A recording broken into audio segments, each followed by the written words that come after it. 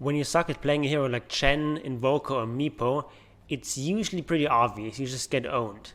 But Nature's Prophet is just as difficult as those heroes, but the problem is that you can easily delude yourself into thinking that you're better than you actually are.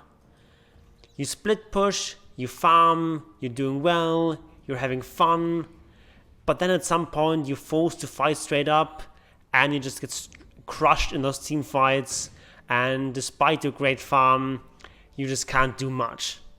And that is why Prophet is such a low win rate in pub games.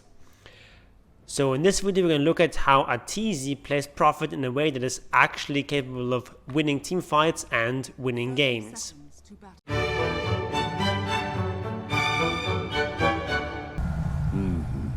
My holiness deepens. So Arteezy starts out by sending out his treants right away when the game starts, and then once he has a cooldown, he sends out the next set of treants. First set of treants just does some scouting, and with the second set of treants you arrive just in time to contest the rune. So he's here just in time, 12 seconds to go, and Prophet used to be pretty much the strongest level 1 hero.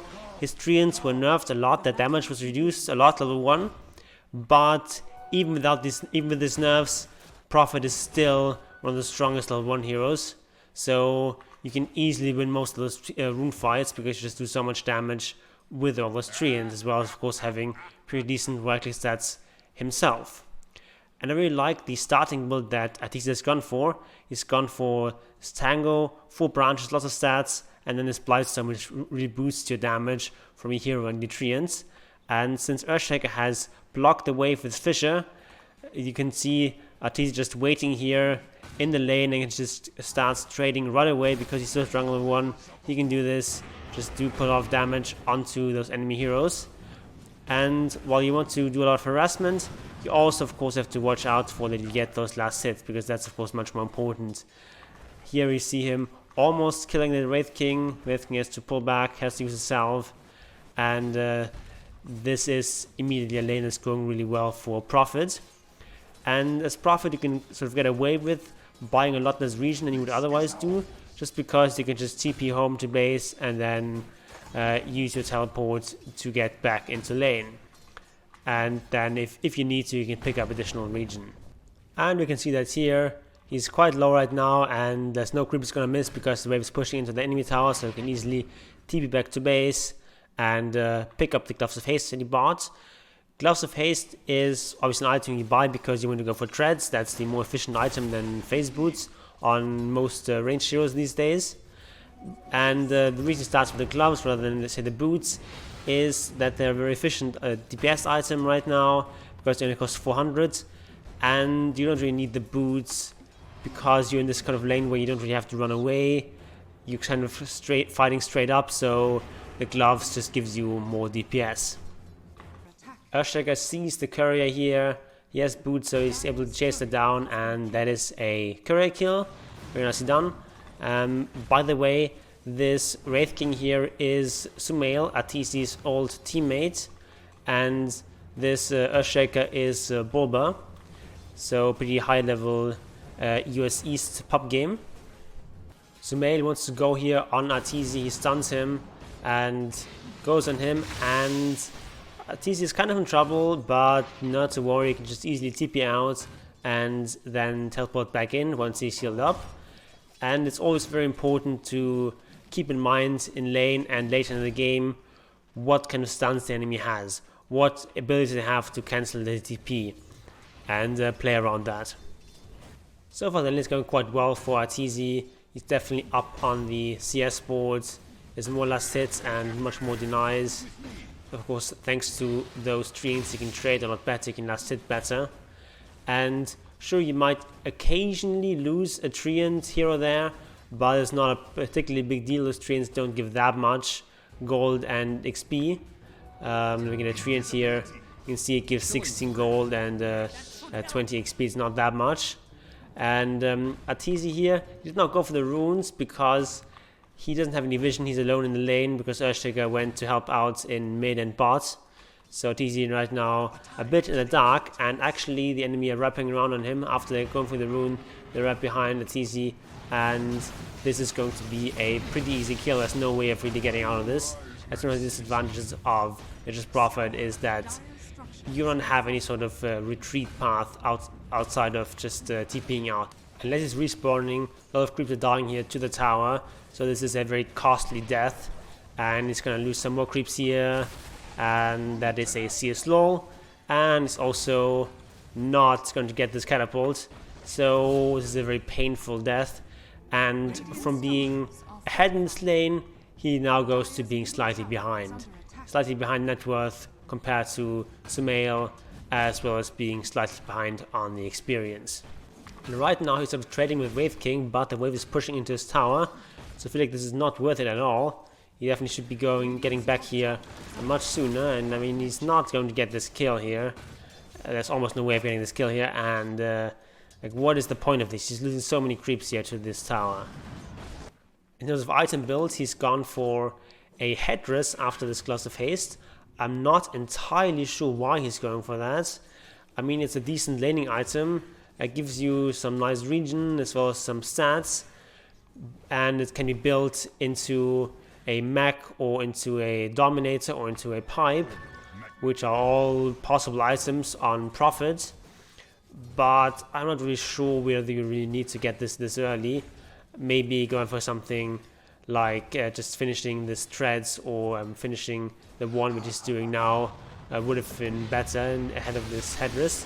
They're going on Nature's Prophet here again, but they can just easily teleport out. They only have one stun.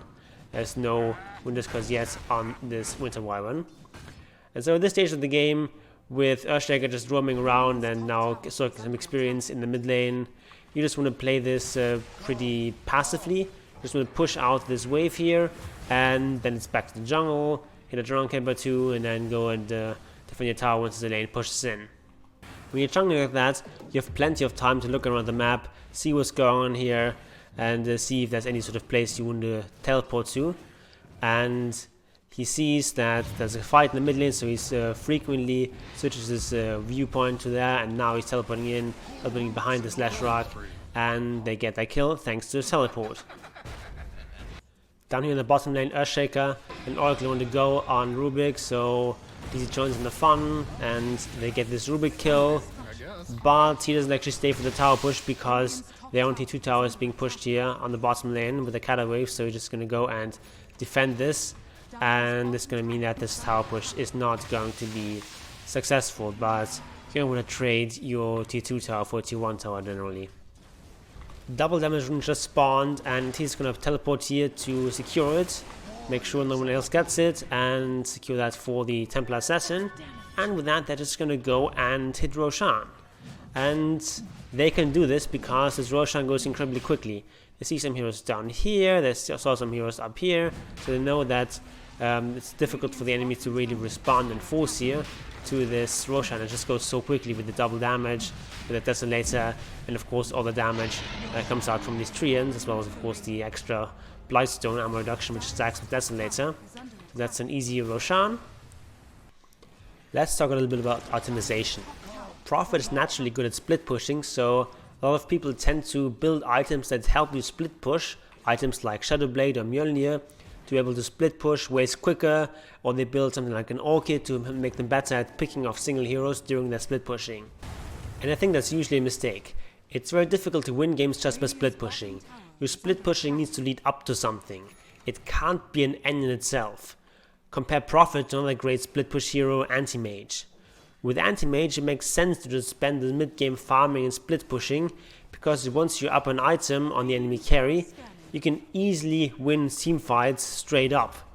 But that's not really the case for Nature's Prophet. He just isn't very good at right-clicking. Even if he has a net worth lead, it still doesn't really contribute that much to team fights. His kit just isn't particularly suited to right-clicking. He doesn't have any sort of steroid ability, nothing that really boosts his damage. All he can really boast is a pretty good stat gain, but that's just not good enough.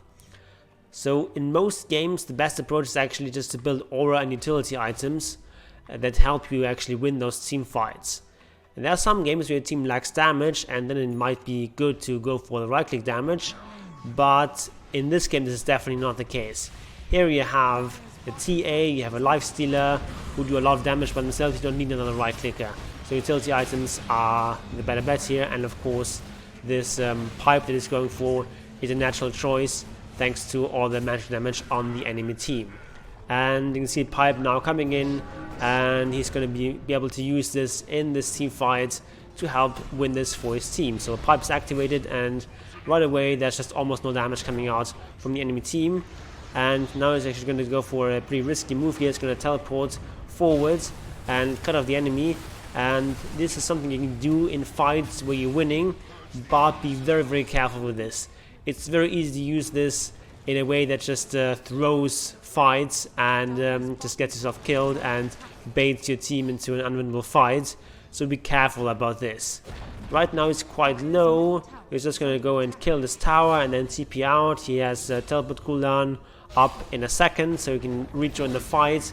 But actually the fight is kind of over. And if you look at the creep wave, it's not actually at the tower yet, so it's going to be a while before he actually can participate in this push, because this tower is still protected. So he's just going to go at top and push in that lane. Echo Slam is still in cooldown, whereas Winter Wyvern has a big ultimate. So Dire want to fight here. We'll see if they can find a pick off on this TA. TA gets focused here, but she can easily escape, and with Arteezy coming into this fight, they can win this fight 4 versus 5, because Sumail is still split pushing down here. He's still desperately trying to finish his Radiance, and so Nature's Prophet's able to finish off that Winter Wyvern, and that is another one fight here for the Radiance. And right now Arteezy is going to go to top and see if he can kill this tower, and of course a big risk is that this tower gets denied, but in this case the Centaur is too scared and Arteezy gets last hit. Meanwhile down here they find Sumail desperately trying to get this last 100 gold here for his Radiance, but it's not to be, and Arteezy also joining in here to finish him off. And the next item he's going for is a Solar Crest. Solar Crest is a strong item here. A Solar Crest is particularly good in games where you have some sort of hero that's both a right clicker and a frontliner, so that he benefits a lot from both the attack speed and the armor. And of course that's the case both for Templar Assassin and for this Life Stealer. So in this game Solar Crest is a very, very strong choice here, and this is generally a pretty good item on Prophet. After winning another fight, while Sumail still didn't have his Radiance, they finally finished this tier 2 tower, and from here on out the rest of the game is honestly kind of boring. It's just basically the Radiant getting further and further ahead and then eventually closing it out in another 12 minutes or so. I'll put the match ID in the description so you can see the rest of the game if you want to. But instead of doing that, I actually recommend you click on one of the videos on the screen right now. In case you have a Bulldog-like hero puddle, I've got a whole playlist of great and up-to-date Lone Druid content for you. Or you can just trust the will of Obelisk as expressed through the YouTube algorithm and click the video on the right. And Obelisk willing, I'll see you in one of those.